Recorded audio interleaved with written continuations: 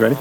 Nate, happy birthday. I heard it's your birthday today. You didn't say anything earlier. Yeah, it's the birthday, boy.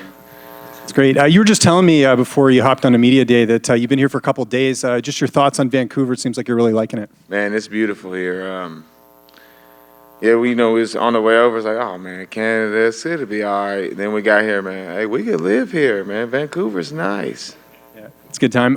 Training camp, looked like everything went really well over there at MMA Masters. I know that's something you've been doing the last couple of fights. How did the camp wrap up and everything? Oh, man, it was perfect. These back-to-back camps, man. So it's like, you know, sometimes you come into camp a little bit not in shape. So it's like I was already in fight shape coming into this one. So we just bettered everything. I'm just a little bit better version than I was. Everything went smooth, and it's go time. And just last one for me, you're going to be a dad soon. Is that on your mind? How much is that on your mind sort of going into this fight, knowing you're going to be providing for someone else than just yourself and your wife? Yeah, man, just in general, man, it makes the sacrifice more. It's like my wife's flying in today, and it's like I haven't seen her in weeks, you know. It's the midway through 2023. I've been at my house probably 4 weeks out this year, and it's like I'm missing the pregnancy of my boy, and it's going to be worth it. Hey, right here. Obviously, Dan Ige has been around for a long time. He posted like a photo of him on a train. He was like, oh, I'm going to derail the hype train and this and that. So what do you make of Dan as an opponent in there? Yeah, you know, I see stuff like that. I'm like, man, at least have an original idea. I've never heard that one. I've never heard I'm going to derail the train. It's like, that's the oldest one. I've heard that probably, like, come up with something. So it's like, it kind of like, that's whack. But, I mean, I get it.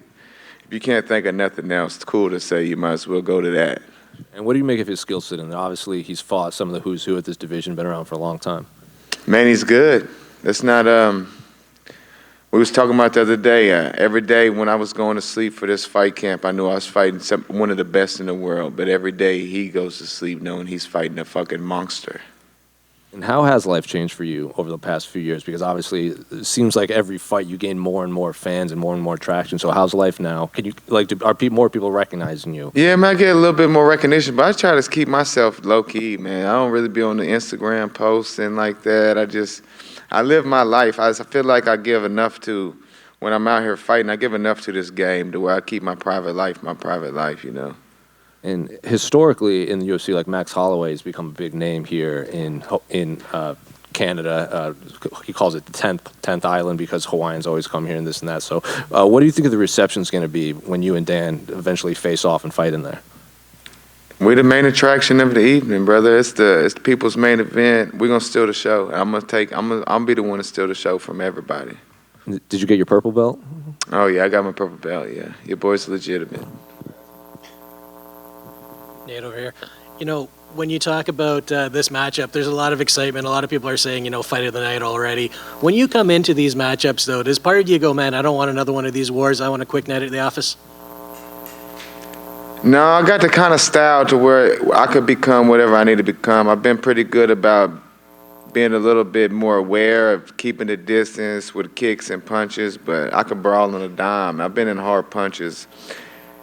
I've been in the fire, so if it becomes a firefight, I'm calm in that situation. I've been into some battles, man. Every fight I've ever been in is fight of the night, performance of the night.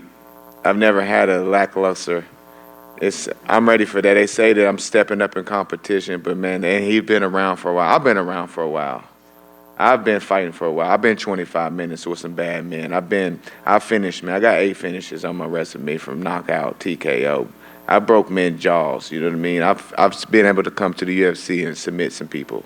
So, I mean, at this point in my life, I just turned 35 today. I can't wait. He's got time to sit back and wait, but I can't wait. Thanks very much.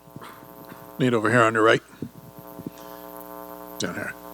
You talked to us yesterday about originally wanting everybody to come to Clarksville, and if I build it, they will come, and they just didn't come, and having to make that tough decision to go down to MMA Masters. What has that impact been like for you of going down there, both from leaving home, but also of getting down to that gym and working with that team? Yeah, it just helps with the undivided attention, man. Just laser focus, and it's like you always know you're sacrificing things in this training camp, but it just makes it more just evident. You know, it's right. It's every day. It's like I miss my wife. I miss my, like just simple things like my big, nice king size bed. I don't sleep in that. It's nice, but I don't sleep in that.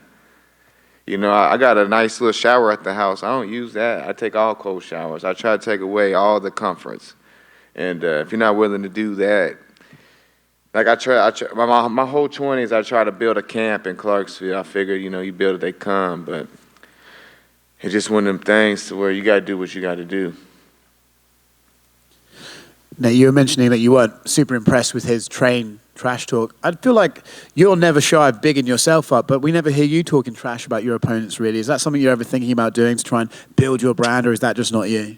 No, I mean, I'm not really about that trash talk. I might, you know, I'm going to talk shit to you in the cage at the least. If I'm talking shit, it's in person. It's not going to be like, I try not to be fake or force anything. It's like, we're rivals, but we're not enemies. I know in my heart, at this level, in a different life, we would be friends. We could probably be like teammates, brothers, but not in this life, not today, you know what I'm saying? Not this time.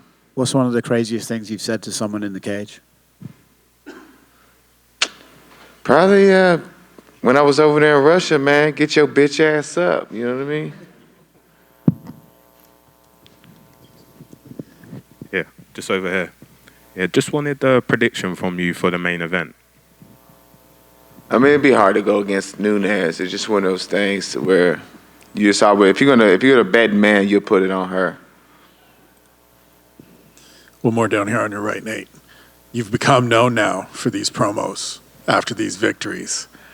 Where did it come from that you became this dude that's cutting promos? Who do you look at? Who are the inspirations? And can we get a little sample of what we may get on Saturday night? Man, it's just one of the things. It's like you gotta fight your ass off for them 15 little seconds. So it's like you might as well make it worth it. So it's like it's easier for me just to be myself. So when I'm myself, I'm at my best, and it's probably like a rapper freestyle. And this got to come to you, man. All good? We good? Thanks, guys.